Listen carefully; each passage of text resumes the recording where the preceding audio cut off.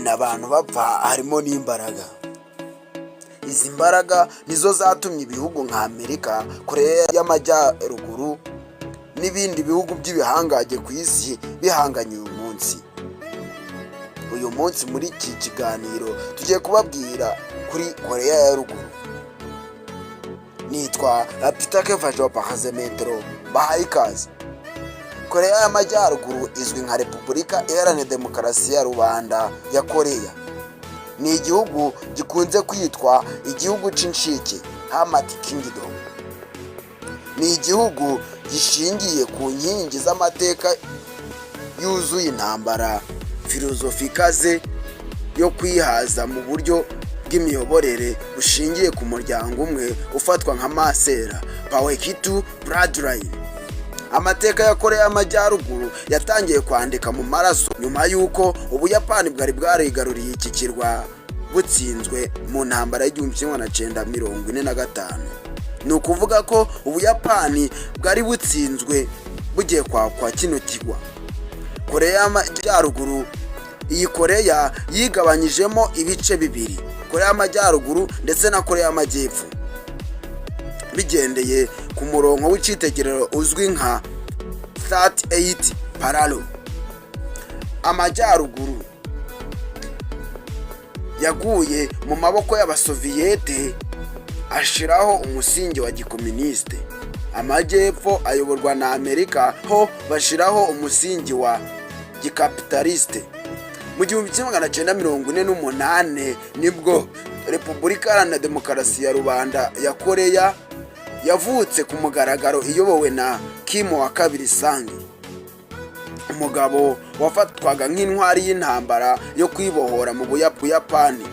Uyu niwe washizeho ibuye ry'ifatizo ry'ubuyobozi buzashingira ku muryango umwe iteka. Mu 1950 Kim wa kabiri Sang yashatse guhuza Koreya zombi ku ngufu, bituma havuka intambara ikomeye cyane yiswe intambara y'imirongo, War of Proxies. Amerika n'Ubushinwa byivanze muri iyi ntambara, bituma ibi ntambara yari ikomeye mu kinyejana cya 20. Igitangaje nuko iyi ntambara itigeze irangira burundu. Mu 1953 basinye amasezerano yo guhagarika imirwano, Armistice Agreement, ariko nta masezerano y'amahoro yasinywe. Ibi bivuze ko mu buryo bw'amategeko Koreya ya ruguru ikiri mu ntambara na Koreya y'Amajyepfo. Koreya y'Amajyaruguru yiyubatse nk'urukuta rwa gisirikare rukomeye, ibyo bise Garrison State. Koreya y'Amajyaruguru ntigendera kuri gikomuniste gisanzwe, ahubwo igendera kuri filozofi ya Judge yashizweho na Kim wa kabiri Sang. Iyi filozofi ishingiye ku ntego eshatu arizo Chaju, Charipi ndetse na Cha. Iyi Chaju isobanuye ubwigenge muri politike, Charipi yo isobanuye kwihaza mu bukungu, mu gihe Chawi isobanuye kwirinda mu by'umutekano wa gisirikare.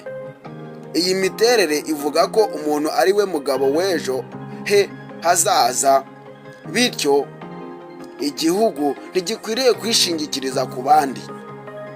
Ibi nibyo byatumye iki gihugu cikingira isi, isolationism, kikaba kimwe mu bihugu bifite amabanga menshi ku isi. Ubuhangage bwa Koreya y'Amajyaruguru si ubw'ubukungu busanzwe, ahubwo ni ubw'imbaraga z'ubushotoranyi. Iki gihugu gifite igisirikare cya kane kinini ku isi yose. Ku butegetsi bwa Kim Jong-il hashizweho politike ya Sangwan, Military First. Iyi politike ivuga ko igisirikare kiza ku mwanya w'imbere. Mu gihe cya Kim Jong-un ubu buhangage bwafashe indi ntera. Bashoboye gukora intwaro kirimbuzi ziteye ubwoba harimo nka ICBM Intercontinental Ballistic Missile, urugero n'indi misile yitwa Hwasong 17. Izi zishobora kurenga umugabane zikagera ku mugabane wa Amerika. Si ibyo gusa kandi bafite amatsinda y'abahanga mu by'ikoranabuhanga hackers biba amafaranga mu mabanki n'ubucuruzi bwa cryptocurrency hirya no hino ku isi kugira ngo bunganire ubukungu bwabo bwazahajwe n'ibihano. Amateka ya Kim Jong-un. Ubundi uyu mugabo Kim Jong-un abantu bavuga bakagishira ubwoba ni muntu ki? Reka nabyo tubivugeho. Kim Jong-un yagiye ku butegetsi mu mpera za 2011. Icyo gihe yari afite imyaka 27 gusa. Nubwo yari akiri muto yashoboye gukaza umurego mu miyoborere no kwerekana ko ari we mubyeyi mukuru w'iki gihugu. Kimwe mu bintu bitangaje ni uko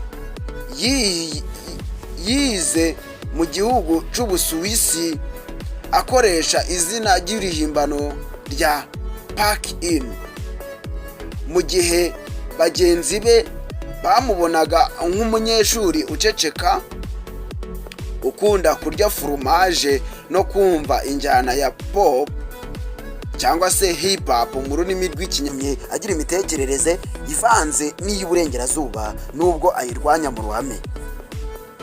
Bitandukanye na se Kim Jong-il, Kim Jong-un akunda kugaragara mu ruhame ari kumwe n'umugore we Ri Sol-ju, kugaragara baseka no gutembera.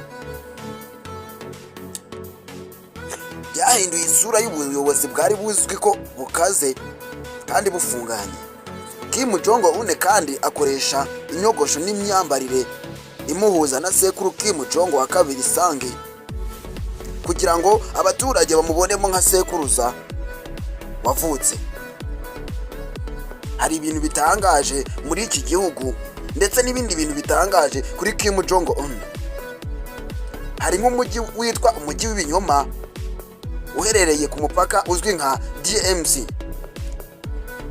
Hari umujyi witwa Kijongdong ufite amazu meza ariko uwo mujyi nta muntu uwubamo. Uyu mujyi wubatswe kugira ngo bagaragarize amahanga ko Korea y'Amajyaruguru ari igihugu giteye imbere, ari n'igihugu cy'igihanganye.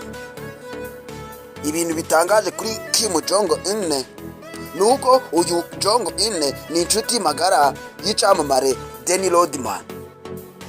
Iyi nshuti itangaje yerekanye ko ibihugu bishobora guhuzwa n'imikino kandi byarabanze, urugero igihugu cya Amerika ndetse na Korea y'Amajyaruguru. Kim Jong-un ni umufana ukomeye w'ibikoresho by'ikoranabuhanga nka Apple, nubwo igihugu cye kitemerera abaturage interinete mu buryo bwo kwirinda umutekano no kuba bakurura amakuru y'igihugu cye binyuze muri interinete. Nibyo byatumye ahagarika interinete mu gihugu cye. Kugeza kuri uyu munsi abaturage ntabayemerewe. Iyo hari ikibazo cyabaye gikomeye muri politike, Kim Jong-un akunze kugaragara agendera ku ifarasi y'umweru ku musozi wa Paekitu. Ibi bifatwa nk'ikimenyetso cy'imbaraga n'ubufasha bya ngowe. Korea y'Amajyaruguru ni igihugu cyubatse ku nkingi z'iterabwoba, ubuhangaye bwa gisirikare n'ubudahemuka ku muryango wa Kim Jong-un.